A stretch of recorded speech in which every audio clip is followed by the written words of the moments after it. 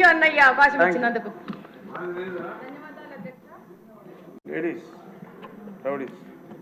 ధన్యవాదాలు అధ్యక్ష. శాసనసభలో మొట్టమొదటిసారిగా మాట్లాడే అవకాశం కల్పించినటువంటి పూజ్యులు తండ్రి సమానులైన ముఖ్యమంత్రి వర్యులు శ్రీ నారా చంద్రబాబు నాయుడు గారికి, లోకేష్ అన్న గారికి, అలాగే మా సింగనమల నియోజకవర్గ ప్రజలందరికీ కూడా ధన్యవాదాలు, నమస్కారాలు అధ్యక్ష. కూటమి ప్రభుత్వం ఏర్పడినప్పటి నుంచి రాష్ట్ర ప్రజలందరూ సంతోషంగా ఉన్నారు అధ్యక్ష. ఎందుకంటే ఎన్నడూ లేని విధంగా 2.94 లక్షల కోట్ల బడ్జెట్ను అన్ని వర్గాల ప్రజలకు కేటాయించడం పట్ల ప్రజలందరూ హర్షం వ్యక్తం చేస్తున్నారు. మన ముఖ్యమంత్రి వర్యులు నారా చంద్రబాబు నాయుడు గారు అంటే ఆంధ్ర రాష్ట్ర ప్రజలకు ఒక నమ్మకము, ఒక ధైర్యం అధ్యక్ష. ఆయన ప్రతి ఇంటికి ఒక పెద్ద కొడుకుగా రాష్ట్ర ప్రజలను ఆదుకుంటున్నారు అధ్యక్ష. అలాగే రాష్ట్ర ప్రజల కోసం పాదయాత్ర చేసి యువత భవిష్యత్తు కోసం అహర్నిశలు కష్టపడుతున్న లోకేష్ అన్న గారు మా లాంటి యువతకు ఆదర్శంగా నిలుస్తున్నారు అధ్యక్ష. అంబేద్కర్ గారి రాజ్యాంగాన్ని మరియు వారి ఆశల అనుగుణంగా బడుగు బలహీన వర్గాలకు అభివృద్ధి బాటలు వేసేది మన కూటమి ప్రభుత్వం అని చెప్పడానికి ఎంతో సంతోషిస్తున్నాను అధ్యక్ష. బడ్జెట్ కేటాయింపులో ఎస్సీ, ఎస్టీ, బీసీ, మైనారిటీ మరీ ముఖ్యంగా మహిళలకు పెద్దపీఠం వేస్తూ సంక్షేమానికి బడ్జెట్ కేటాయించడంలో బడుగు బలహీన వర్గాలు ప్రజలు కూటమి ప్రభుత్వాన్ని పై ఎంత చిత్తశుద్ధి ఉందో తెలుస్తోంది అధ్యక్ష. విద్యారంగాన్ని బలోపేతం చేయడం ద్వారా భావితరాల బంగారు భవిష్యత్తుకు బాటలు వేయచ్చనే ఉద్దేశంతో పాఠశాల విద్యకు అలాగే ఉన్నత విద్యకు కూడా బడ్జెట్ కేటాయించడం పట్ల రాష్ట్ర విద్యార్థుల తరఫున ఆర్థిక మంత్రి వర్యులు పయాల్ కేశవ్ గారికి మరియు విద్యాశాఖ మంత్రి వర్యులు లోకేష్ గారికి ధన్యవాదాలు తెలియజేస్తున్నాను అధ్యక్ష. వైసీపీ హయాంలో 3,500 కోట్లు ఫీజు రియంబర్స్మెంట్లు బకాయిలు పెట్టి పేద విద్యార్థులను వేధింపులకు గురి చేశారు అధ్యక్ష. ఇప్పుడు ఆ బకాయిలు కూడా మన మంచి ప్రభుత్వం చెల్లించబోతోంది. దీని ద్వారా ఎంతో మంది పేద విద్యార్థులకు మంచి జరుగుతుంది అధ్యక్ష.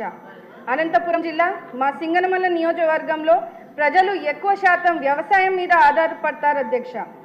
దశాబ్దాల కాలం నుంచి నియోజకవర్గంలో త్రాగునీరు, సాగునీరు సమస్య ఎక్కువగా ఉంది అధ్యక్ష. ముఖ్యంగా గండికోట నుంచి పుట్లూరు వయా సుబ్రాయం సాగర్ ఎత్తిపోతల పథకం ద్వారా గండికోట నుంచి సుబ్రాయం సాగర్ వరకు డిపిఆర్ తయారుగా ఉంది అధ్యక్ష. అది ప్రస్తుతం ఆర్థిక శాఖ క్లియరెన్స్లో ఉన్నది. ఈ పథకం వలన దాదాపు 35,000 ఎకరాలకు సాగు చేసుకునే అవకాశం ఉంటుంది అధ్యక్ష. మా సింగనమల నియోజకవర్గంలో పుట్లూరు, ఎల్లనూరు మండలంలో గ్రామాలకు తాగునీరు సమస్య తీరుతుంది అధ్యక్ష. అలాగే అనేక వాటర్ స్కీమ్స్ ఉన్నప్పటికీ కూడా మా నియోజకవర్గంలో కనీసం తాగడానికి కూడా నీళ్లు లేని పరిస్థితిని ప్రజలు ఇబ్బంది పడుతున్నారు అధ్యక్ష.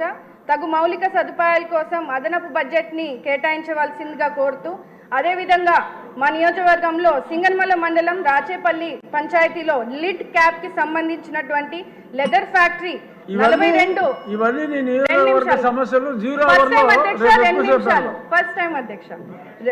42 ఎకరాల్లో ఉంది అధ్యక్ష.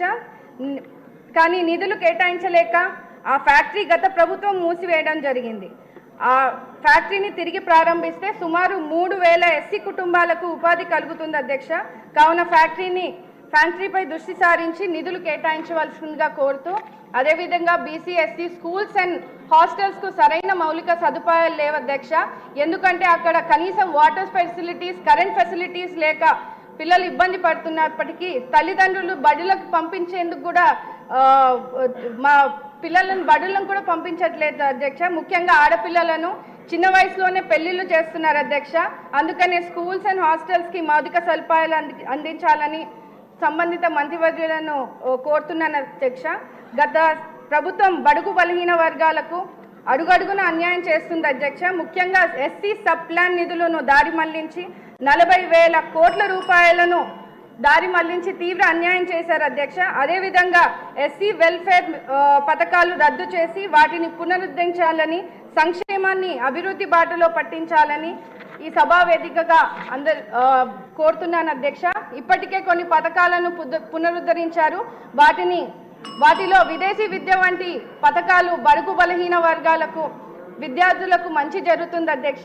ఈ విద్యార్థుల ఉన్నతి కోసం కూటమి ప్రభుత్వం కృషి చేయడం ఎంతో సంతోషిస్తున్నాం అధ్యక్ష. అదేవిధంగా బడుగు బలహీన వర్గాల సంక్షేమం కోసం బడ్జెట్లో అధిక ప్రాధాన్యత ఇస్తూ ఆర్థికంగా సామాజికంగా విద్యా వైద్య రంగాల్లో చేయూతనిచ్చే విధంగా ఎస్సీ వెల్ఫేర్ నిధులు కేటాయించడాన్ని ఆనందిస్తున్నాం అధ్యక్ష. ఎన్ని అవాంతరాలు ఎదురైనా వెనుతిరగకుండా ముందుకు సాగుతున్నటువంటి లక్ష్యంగా బడ్జెట్ను రూపొందించారు. మా పరిస్థితులను అర్థం చేసుకొని మా జిల్లా మంత్రి వర్యులు పయ్యావుల కేశవ్ గారు మా వెనుకబడిన నియోజకవర్గంపై కొంచెం దృష్టి సారించి అదనపు నిధులు కేటాయించవలసిందిగా కోరుతూ ఆంధ్రప్రదేశ్ ను పునర్నిర్మించి మళ్లీ ఇండియాలోనే నెంబర్ 1 రాష్ట్రంగా నిలిపే లక్ష్యంలో కృషి చేస్తున్నటువంటి మన ముఖ్యమంత్రి వర్యులు నారా చంద్రబాబు నాయుడు గారికి, డిప్యూటీ సీఎం పవన్ కళ్యాణ్ గారికి, ప్రధానమంత్రి నరేంద్ర మోడీ గారికి మనస్ఫూర్తిగా కృతజ్ఞతలు తెలియజేస్తున్నాను. నాకు అవకాశం ఇచ్చినటువంటి ఆనరబుల్ డిప్యూటీ స్పీకర్ గారికి ధన్యవాదాలు అధ్యక్ష. జై భీమ్.